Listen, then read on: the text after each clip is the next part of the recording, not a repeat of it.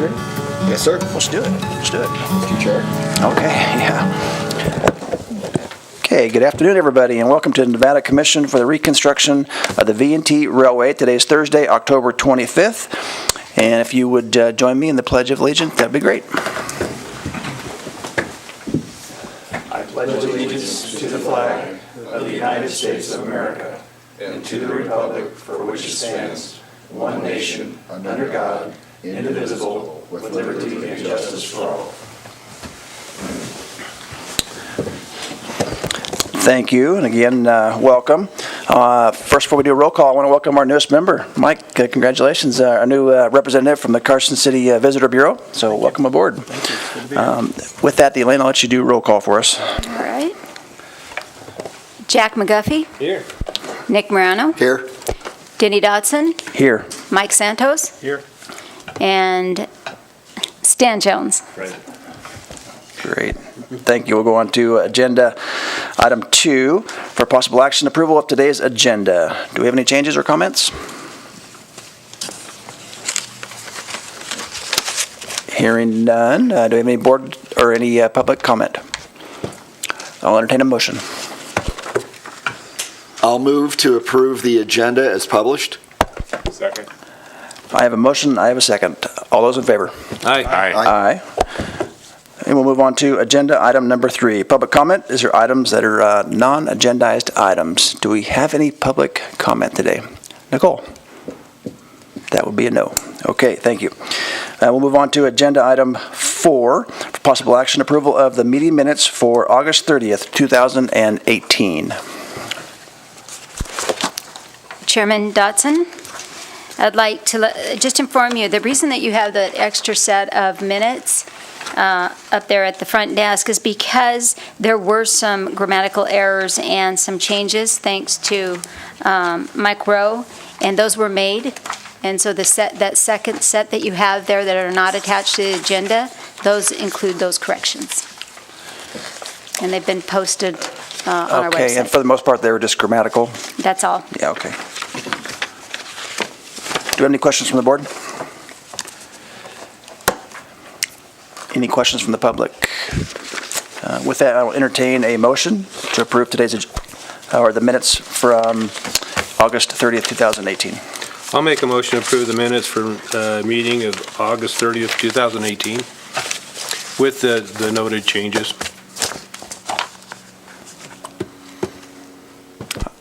Second.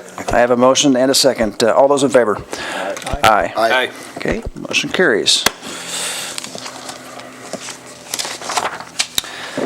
With that, we'll move on to item number 5 for discussion only, a financial report. Elaine. Hugh Gallagher could not be with us today. They're putting in a new accounting system in Story County, and he needed to be there while it was being tested. But this month, we do have a current revenues and expenses. So on the back page of the board packet there, you will see a printout. It includes the current period, which would be for September, and then you'll also see year-to-date. So I'm going to focus on the year-to-date in order to explain current revenue and expenses. Now, this does not demonstrate what was rolled over from last fiscal year. This does not demonstrate Story County's contribution or Carson City's contribution. So the total is much higher as far as what our balance would be as far as revenue, but also to offset some of that is the Carson City and the Story County contributions, as you all know, have been specifically directed to things relating to the track or to the depot, so infrastructure. And so the expenses that relate to those contributions are also not included under our general operations expenses. So, long story short, what you're looking at right here, as far as our year-to-date, this is operation, revenue and expenses, not related to track repair or major expenses that relate to the contributions and how we were informed they needed to be directed. We will have that next month. That is a different report. Now, here's the good news, is that we're still carrying an account at B of A. That account is just to take credit card receipts when we're selling tickets for either the steam engine or Polar Express. We transfer that money over to Story County via a check, which is deposited into our account in Story County. Well, I went to the bank a couple of days ago, and we had nearly $150,000 already built up in the account after just a matter of 3.5 weeks. So you can see how quickly the revenue for the Polar Express is coming in. So right now, we are in the black at $468,000. That includes our current season, and it includes Polar Express. It includes our license plate funds, which did come through. We were able to get those transferred. It includes the rent on the building for the gift shop. And equipment sales, that is the Draco building. Sales of goods, we blew out some of our old merchandise this summer. So those are the monies that we collect that we use for operational funds. The expenses, year to date, you can see that it's basic things like casual labor, utilities, basic repairs on the well, that could be track. So track is in there. Building maintenance, special event funding, merchandise expense, professional services, the operational funds, insurance premiums, that's all in there. But overall, what you don't see, and that is we are carrying a hefty fund right now, and we expect it to get larger because Polar Express is $1 million event. And that's where you're going to see a substantial amount of money start to accumulate in our accounts. But we also have the heavy-duty expenses, and we're starting to pay those now. So by the end of the year, when we're balancing our revenues and expenses, you'll see it'll all flush out. If I had to compare to how we did last year, we're on track. As financially, we're basically even. And I'm going to say that we did have a tough summer. And we had a slow start as far as our season, but July, August, when we had the smoke and the heat, those were tough times. But we didn't sell out, and that's what I'm comparing it to. Of course, our goal was to sell out every chance we had. But we would end up with anywhere from about 120 average on each train. Right. But by the time we hit September, October, we were selling out. And you all received those emails and saw how we were just selling out every single train. And we were packing them in. And so it started out a slow season, picked up, and then just really did end with a big bang. And we're very proud of this season. It was great working with Tom and his crew. But overall, next year, I definitely would like to see us go 100% steam every weekend. 3 cars. And 3 cars. But no, overall, it's a good season. We're in the black. We're going to have some reports available to this commission beginning at the beginning of the year. We'll have the profit and loss. We'll be able to really look in detail our financials by the beginning of January, the end of this season. I see that even having the struggle of only having 2 cars to pull, I still saw the big picture that we were doing better than we did previously. So I think you've done a great job keeping that train as full as you can and with the conditions that we had to endure. Thank you. Well, a lot of that had to do with our marketing company and how we really put their feet to the fire and added pressure, and they're very accommodating, and they were very flexible. As soon as we saw something not selling or if it had already sold something, they were changing our marketing strategy instantaneously. So it was a good team. It's a very good team this year. So thank you to everyone. Elaine, when we laid out the budget, We had the regular season kind of broke out aside from Polar Express in both revenue and expenses. And I know that the reporting function from Story County doesn't allow us really to show that breakdown. Maybe if I need to help you with the comptroller, we can get that for the board come January, just so we can see where we were at the regular season versus the Polar Express by its standalone budgets, if you will. I think that's an excellent idea. Yeah. Standalone budgets. Yeah. That's the answer. Any other questions from the board? Anything from the public? Okay, great. We'll move on then to agenda item number 6. This will be a general manager update. Back to you, Elaine. Okay, so just wanted to say again, this season went very well, and we are already kicking off Polar Express. All of our merchandise is in. The team is working very well together. Thanks to Stan. He's come out to help us look at our parking situation, so our logistics, our parking, our marketing, that's all in play. But I guess the most exciting news is they are planting our wastewater tank today, and they had to tear up our asphalt a bit and take out some sidewalk. But it's a very large tank, and there's a team over there right now that are with RMAC that are getting it done as quickly as possible. And I'll let Stan talk about the parking lot and Ken and some of the other work that RMAC is available to do for us. And the depot itself will start looking like Christmas very soon. And I'd like to have you all come out and see it lit up maybe one night before the Polar Express takes off, because there's a lot of detail work.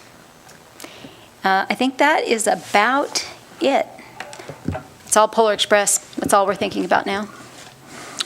Elaine, I had the chance to step out there and visit with you a little bit a couple weeks ago and saw the depot for the first time in a while.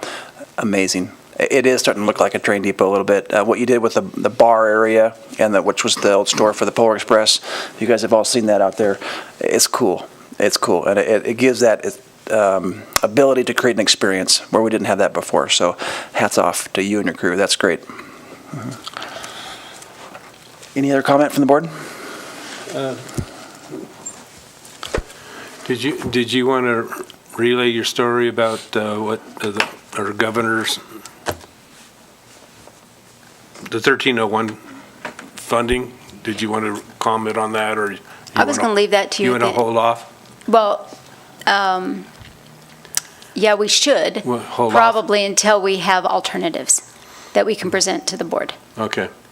This is in relation to the governor's 1301 little pocketbook to speak of. The update is our chances are kind of slim because primarily because of the new governor that's going to be coming in. We don't know where they're going to stand on it, but there's another avenue to continue forward. We will still apply that to the new governor, but we're also considering a move towards getting a bill passed in the next legislature. So I'll just leave it at that. We're still pretty positive. Got good feelings about trying to get some funding so we can finish the river loop and then start heading up the mountain. Okay. Thank you. Okay, nothing else on the general manager report then, and anything from the public? And if not, well, then we'll move on to agenda item number 7, marketing update. Hello, Mike.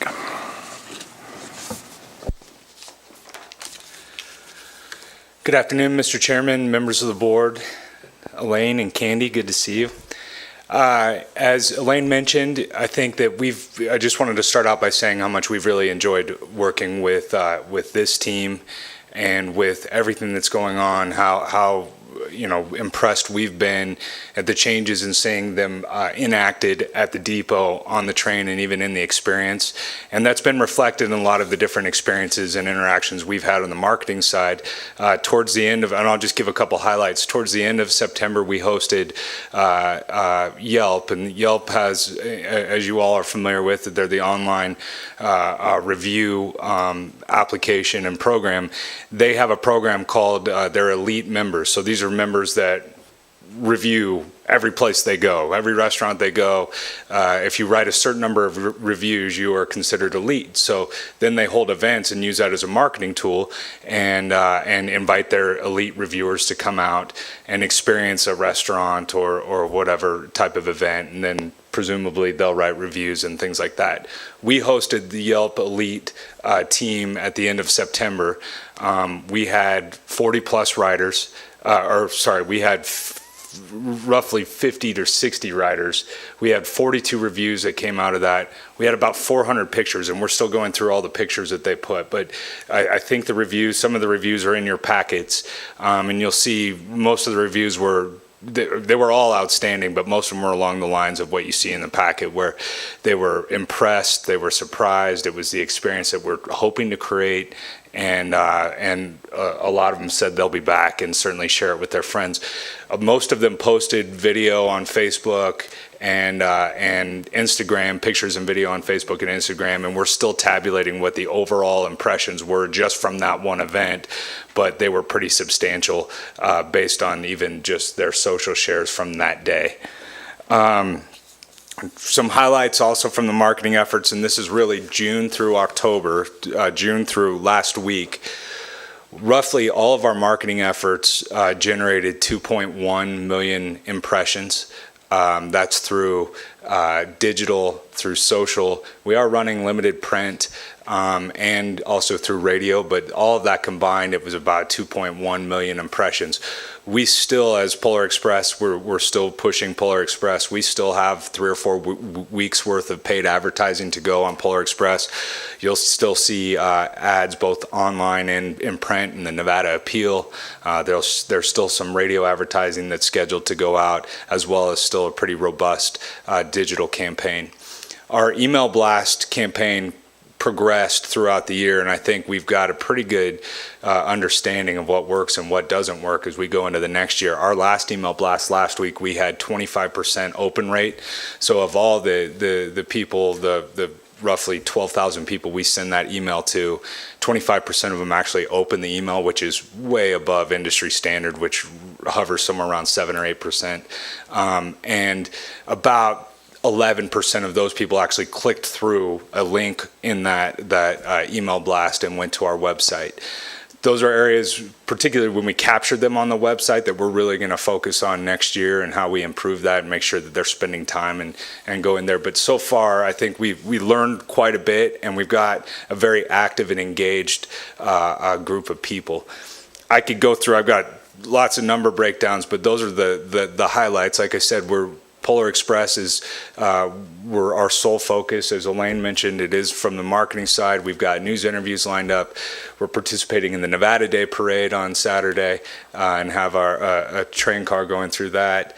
And then last week we put up about 300 posters in Fernley, Fallon, Reno, Carson City, and Virginia City. That postering effort, I should say, we started putting up 300 posters last week. That is continuing tomorrow. But we have a grassroots marketing team that does that for us at very little cost. They just do it at cost for their time. So we've still got a lot of stuff that we're playing with. I will say, from a top line perspective, we learned a lot this year. You know, we're proud to be part of this team, and you know, are proud of what this team has accomplished this year. But we've certainly learned a lot, and we're looking forward to applying that next year. We've talked with Elaine about doing everything from a branding session in the off season to really evaluating what worked and what didn't work, and really launching more of a full scale campaign, especially as you mentioned, as this team has spent so much time really enhancing the experience. We want to be able to communicate that through our different forms of marketing tools.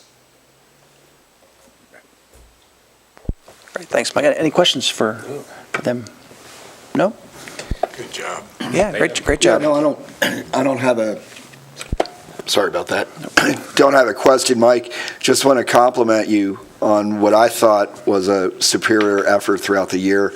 I've heard a number of the spots on the radio, so just want to pass on well done. Thank you. And we're looking forward also, one of the reasons, I think that it was expressed to us that we've been brought on is we obviously have a full-time lobbying team. In fact, you're all welcome to come by. We're opening our Carson office on Saturday morning. We're in and there full-time now going through the legislative session. And we'll have treats and snacks as part of the parade. And we'll also be handing out literature for the V&T out of our office at that time. But we're looking forward to the next phase of let's figure out how we can help support legislative efforts to find funding and additional support from our state's leadership. Well, that's awesome. Excellent. So are you going to have the office staff full-time? Is Matt going to run the office here? I do full-time is a loose term. Yeah, that's the intent. It might take us a little while to get there, but yes. Right above Battleborn Social over at 318 Carson. Denny, I'd like Yes. to add that, the parade is a very big deal. The team at the depot, we've put together a float that I think you all are going to be very proud of. There's a train that's been used in the past by V&T, and you put it on a golf cart. We did get a donation of a golf cart, and so we'll have a little train with a conductor, and we'll be playing Polar Express music while Polar Express dancers are walking alongside a red truck with a big trailer full of elves working at the North Pole. It's Santa's Workshop because the theme of this year's Nevada Day Parade is the economy and economic development, and so we figured that distribution, manufacturing at the North Pole, and we'll have Santa on the trailer as well in his big chair. There are over 25 people on our float. And so it's going to be loud, it's going to be splashy, and it's going to scream Polar Express, come ride with us. And we'll take plenty of pictures, but if you can come out, we're float number 81, and it's going to be fabulous. Yeah, that's awesome. That's really creative. That's cool. That is well That's done. exactly Well what we done. need, yep. Awesome. Okay. Any comment from public? Then we'll move on to agenda item number 8, ticket sales report. Okay. Now that the regular season is over, as Elaine says, it's all Polar Express all the time. So we're working hard to get those tickets sold. And so far, we have sold 2,058 VIP tickets, leaving us just 310 left to sell. So we're doing really well on VIP. We really have almost sold them all out. The revenue on the VIP so far is $168,120. So we're doing really good with that one. Coach, we have sold 5,248 tickets of the, we had more tickets this year to sell than last year because of the extra days we added in before Christmas. Even though last year we went after Christmas, it just works out that I think it's like 1,300 more tickets to sell this year than last year. But we've sold 5,248 of those Coach tickets. We've still got 10,292 left to sell, so we need a big push on that, which all these things that you're hearing about now will accomplish a lot of that, I think. So the revenue on Coach so far is $246,436. So far, so good. I think we started selling tickets in 2017 in June. We didn't start selling them this year until July. So we are about 25% behind where we were last year at this time. But I'm confident that we're going to pick that up. A lot of the marketing promotion that we have in place, I think we'll do that. We are offering those twilight tickets for the 8 o'clock rides on Thursdays and Sundays, and that sales on those will start to pick up. I can tell you that phone sales are a little bit different for Polar than they are for regular season, because most of our Polar customers are young families who are very internet savvy. They know how to use our website. They know how to use the ticket site. Most of the tickets are being bought by people online themselves. So I'm getting right now calls from people who are looking for their emails. They can't find them, so I go back and look it up for them and resend it to them. Or they want to know the difference between VIP and coach. So I'm answering tons of questions, but the ticket sales over the phone are not as great as you can see the online ticket sales are, which is good. I mean, I think I get the grandmas sometimes, but I can relate, so. But it's going well. It's good. So on our website, does it explain the difference between VIP and coach? It shows we've got video, we have pictures, but people still want to know. Yeah, They still okay. want somebody to tell them. The other question I had was, I know last year we decided to run the train longer to try to get, get more revenue. And it didn't really pan out towards the end. We weren't filling the trains and Right. people were done with Christmas to speak of.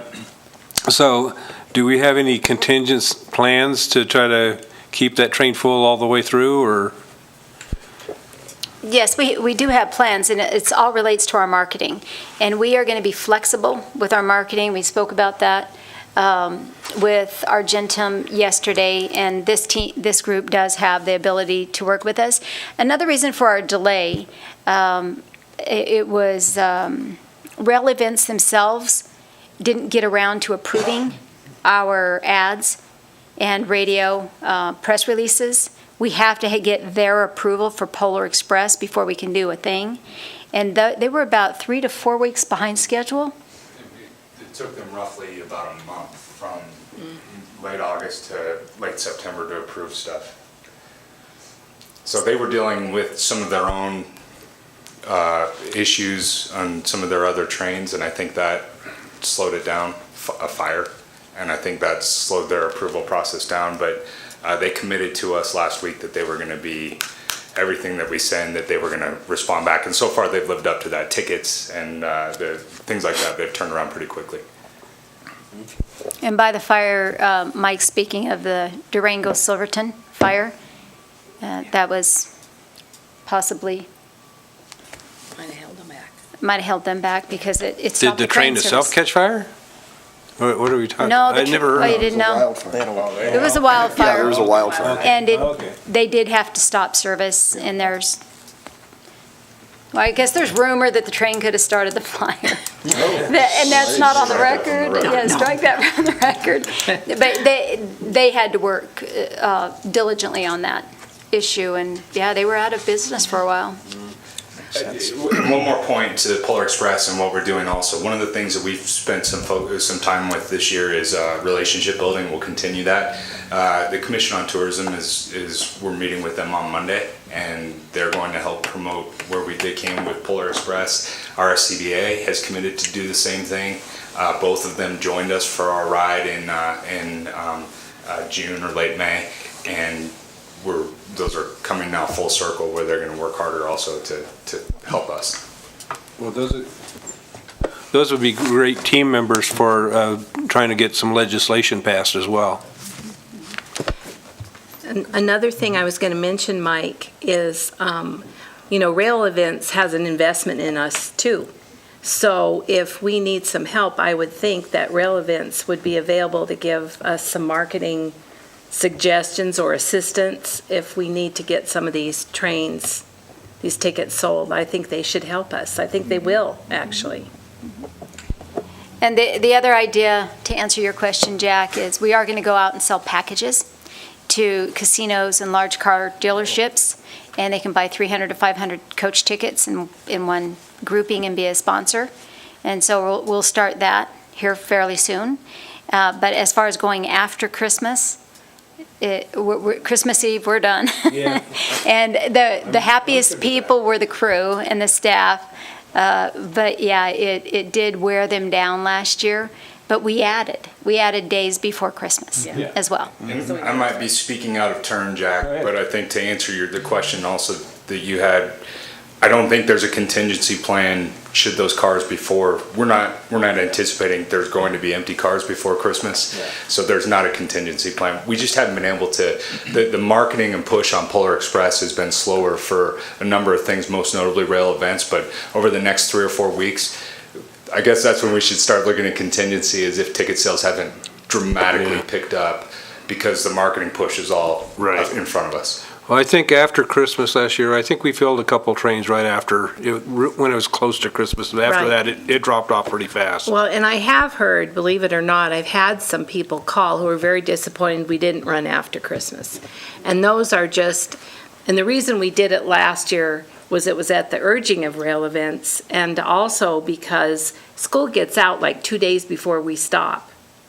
So we had a lot of families with older kids that were delighted that we were running after Christmas because they could ride the train. They could still celebrate Christmas. We had families who were spending Christmas up at Lake Tahoe and came down from Tahoe, so they'd have a Christmas experience afterwards. So even though those trains weren't full, I think if I remember, we had a gross revenue of around $500,000 for those last 4 days we ran after Christmas. So, I mean, it wasn't all a bust. Speaking as being one of the staff people, it was really hard to keep on going. But we did it, and we had happy passengers, so. But Kathy, I do believe it wasn't $500,000 from that week. It was about 180,000 is what was in the numbers. Was it? Yeah, 'Cause Relevance, or the Polar Express itself is $1 million event. 'Cause I So checked that it. last week, So yeah. maybe okay. Okay. Yeah, I can see these guys salivating. That's why I'm not your accountant. All right, thank you. Yeah, just a real quick wild-ass guess here. Candy, based off of the numbers you gave me and what we've sold on, that's about a little over $414,000 in revenue, and based on where we are on ending fund balance, $468,000. So just unaudited, plus $50,000 maybe at the end of the year for the regular season. Again, unaudited, I guarantee you we were not there last year. If I'm not mistaken, we were probably closer to about $175,000 in the red at the end of the year. Having to get some money from Story County to balance the books. So it just as again, unaudited, I'm just thinking here where we were last year, this ain't looking too bad. Our goal was to break even. I think we got a real good chance of breaking even or plus. Yeah, so keep going.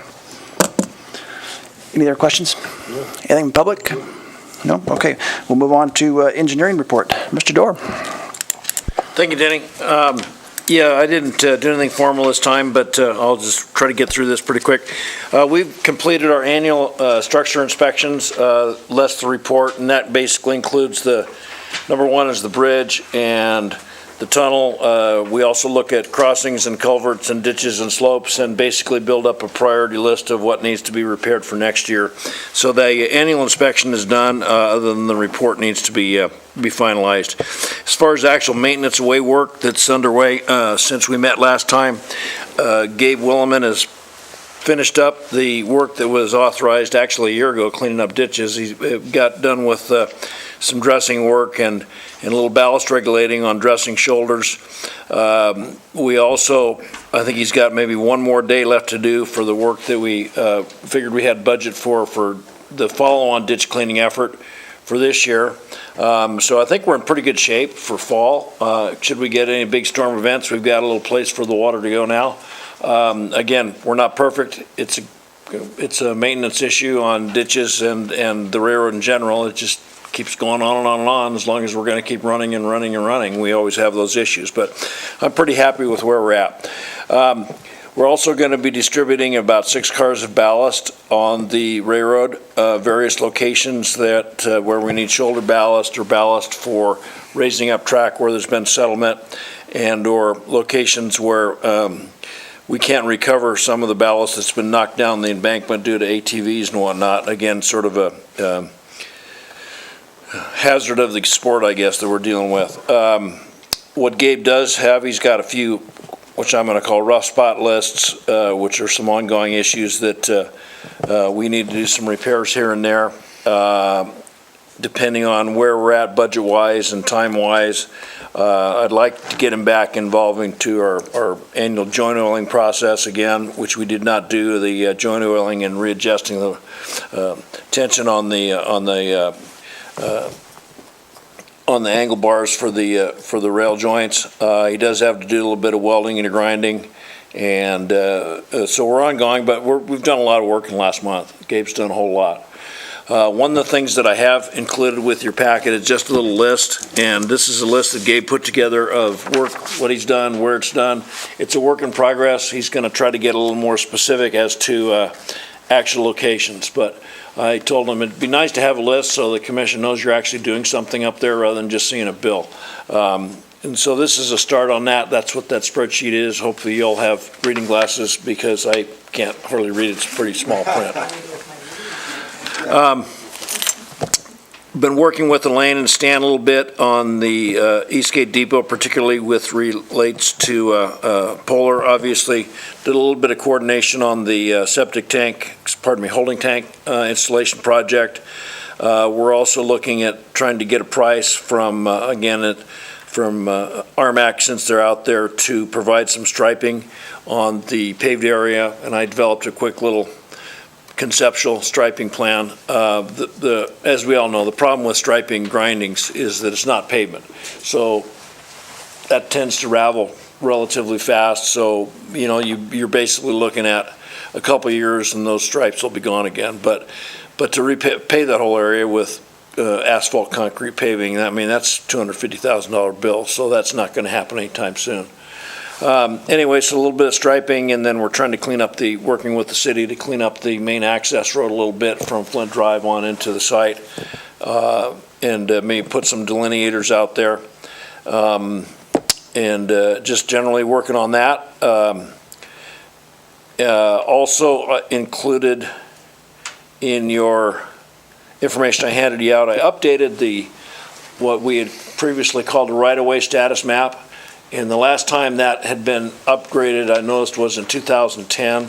And we had acquired all the rights-of-way through, and Mike knows all the details about that, through the Carson River Canyon, down to the balloon track. And if you look on that printout, the balloon track is the big green circle there, just to the east of what used to be the Bertinoli pit.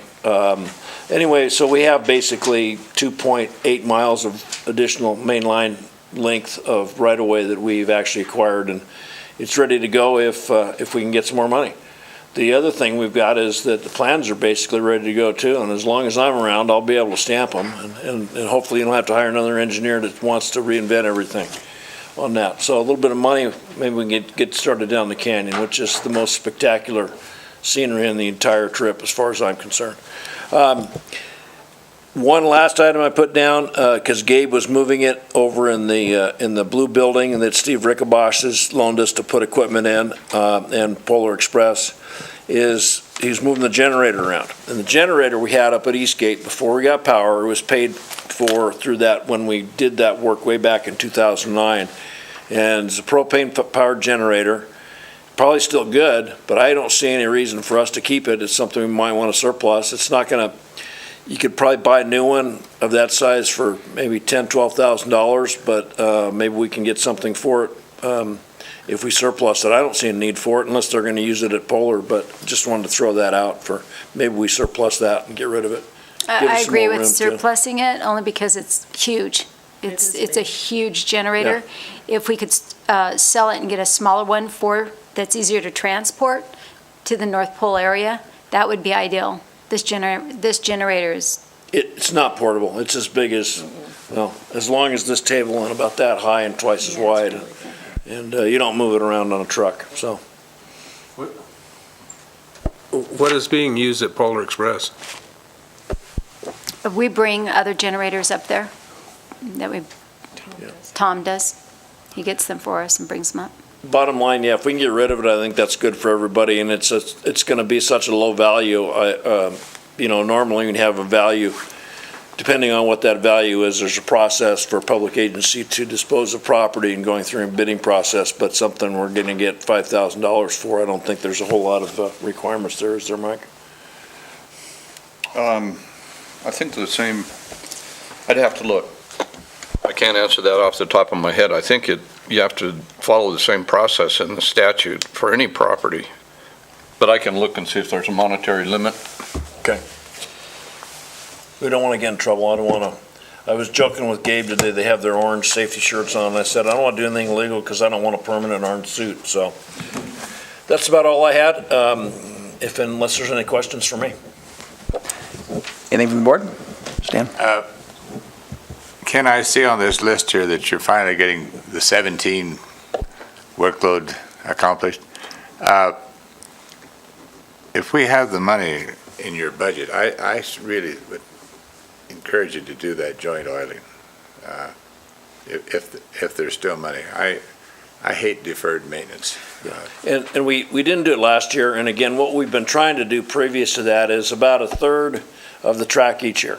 And we just go down the bottom and come up the top again, and the reason I think joint oiling is important is because of the fact that we have such high degree of curvature, and with the temperature differentials on the track, you want those joints to work. You don't want that rail to seize up.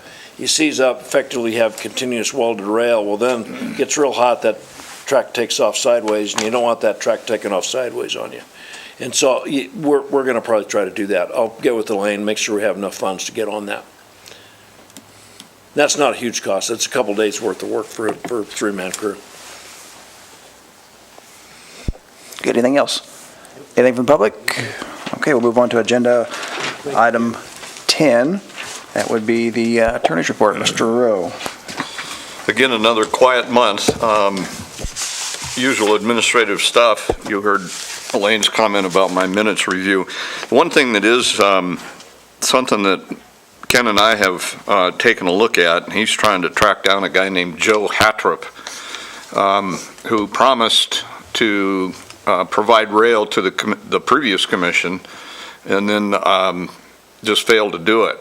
And the previous commission elected not to pursue him, but we're trying to find him so that we can see if we can get some rail. But that's the only thing out of the ordinary stuff. It's been pretty quiet, like I said. You had a question? No, I don't. I was just asking for the board. Any questions? No?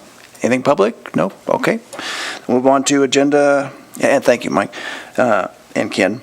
Number 11, discussion only, next meeting dates and agenda items. Elaine, you had some thoughts on the next couple of meetings. Yeah, in November and December, our meetings are on the last Thursday of each month, our regularly scheduled meetings. We are going to be, again, knee-deep in Polar Express. We will be running trains on those Thursdays. So I would like to ask the board to not have meetings in November and December so that we can focus on the Polar Express, and then have an early meeting in January where we can bring the entire season, the financial reports, we can review the overall season, and then also maybe select a date for a planning retreat in addition to a branding retreat.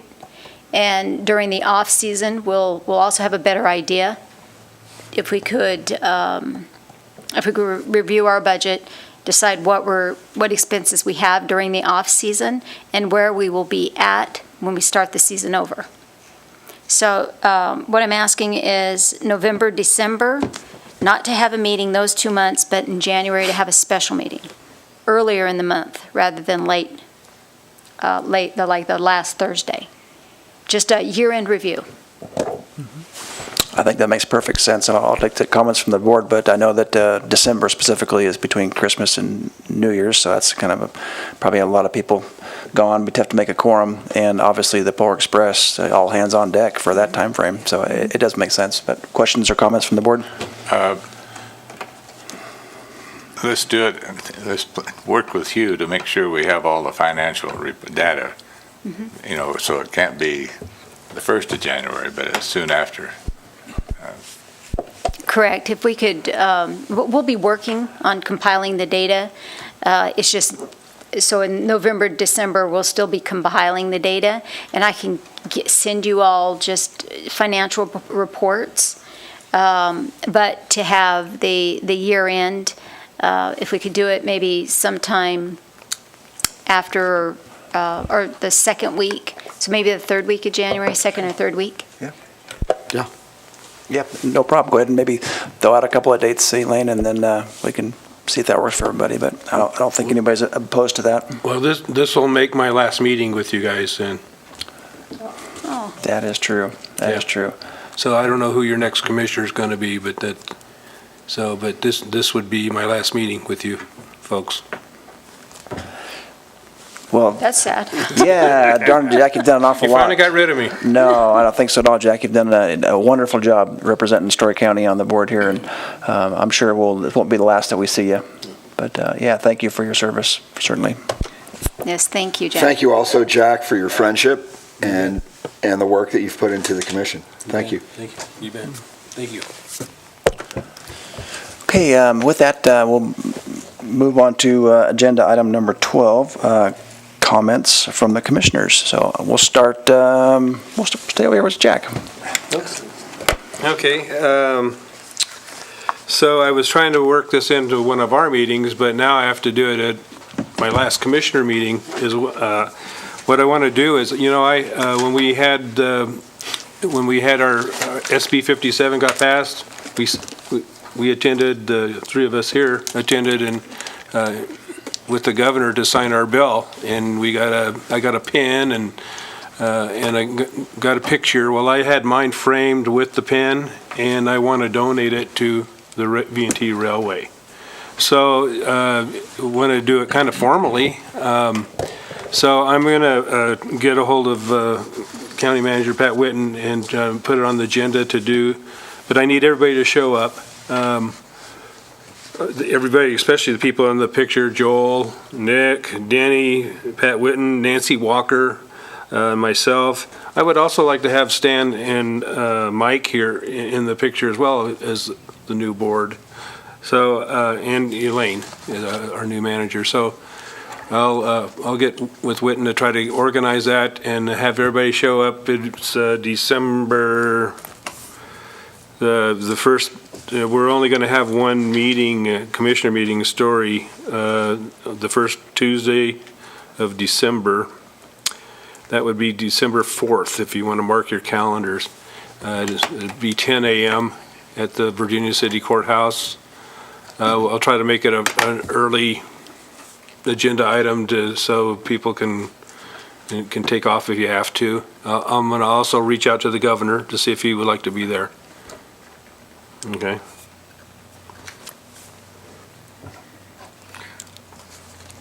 So December 4th. December 4th, Okay. 10 a.m. Okay. Okay. So, yeah, I'd like to have everybody here. If you two would like to come up for this, it'd be great. We'll get the whole team in it, And we'll go ahead and post a non-meeting agenda, just We'd have to, notice of quorum. Mm-hmm. And I'll make sure we reach out to everyone to remind them about the date, Okay, and we'll post. all right. Sounds good. That'd be great As well. if you did that. Thanks. Mr. Morano? Nothing. Nothing today. Okay, we'll go over to Stan here. I've spent a little time out at the depot. Just my goal is try to just improve the appearance and some of the things that's been neglected. And I want to really recognize Ken. He's been an invaluable source. And we just started talking about parking, and he says, I can take care of that. And the next day we had a parking plan, and working with the contractor, anytime there's a bump, Ken takes care of it. So it's been, I really appreciate it, Ken.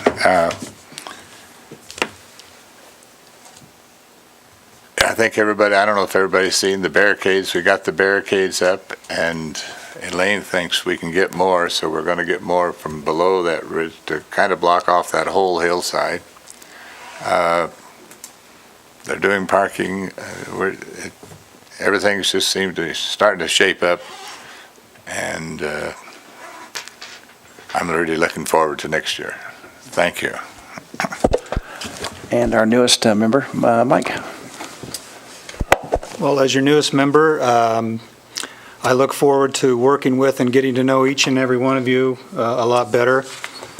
Jack, I'm sorry to see you go. I just met you, but it sounds like you've done wonderful things, and I wish you luck in your future endeavors.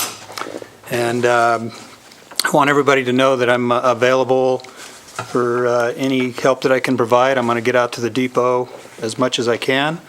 Elaine and her staff got a lot of great things going on, and one of the reasons I was motivated to want to be a part of this commission. And so thank you. And as the newest member, I look forward once again to working with you guys.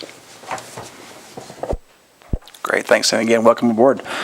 Just a couple things from me, and we'll get this adjourned. One, I forgot to ask about the safe. Have we made arrangements about the safe? If not, if it's secure, we can get it after polar. I think that's fine. It's probably not going anywhere, but I don't want to forget about that. Yeah, we haven't forgot, Okay, but we did decide to wait until after poll. good call. Okay. Yeah, we are packed in there, so. I have moved a few of those, so if we, yeah, I know how to move that. I know how to move them things, and you got to have the right dolly and about 4 guys. So Yeah. that is good. With that, I also want to mention that provided we get the agreements, which we do have agreements now in place, but we got to get approval from our county commission in regards to purchasing the fairgrounds up in Virginia City. And with that comes a shop, or a warehouse, if you will. If this does happen, there is a 40-foot storage container with a brand-new door that we would like to donate to the V&T Railway Commission. Wow. That would be awesome, I think, to have storage for your Polar Express decorations and whatnot. It's a great addition that we have right now, but we wouldn't need it if this goes through. So that's a possibility. And then with that, I just want to tell everybody happy Nevada Day. Yes. And being as we're not meeting, I guess happy Thanksgiving, Merry Christmas, and Happy New Year. Too, It's all right. So with that, if we have nothing else, this meeting is adjourned. Danny, would you Yeah, like? oh, we do. Would you like to hear about the 18? Yes. Okay. Yes, go so ahead. I filled Nick in when he came in today and asked him if he would like to give or speak on it, and he said, no, you go right ahead, because it was just here in my head. I actually went to the shop. They were to see Tom about something else. He ended up showing me the 18 and their progress, and they have been working on it for the past few months. He had a full team working on the boiler, and they were putting in the rivets, and I have pictures. And so he's been ordering parts. Things have been moving forward on the 18. He's going to have to stop now, though, because Polar Express, he also, he not only does he run the track, the mobile stock, he also does the North Pole. So he's working on the 18, but then he'll start again in winter. And so, yeah, progress is being made. Great. You got a guest back there. You might want to. Do we have any additional public comment before we adjourn the meeting? Introduce yourself.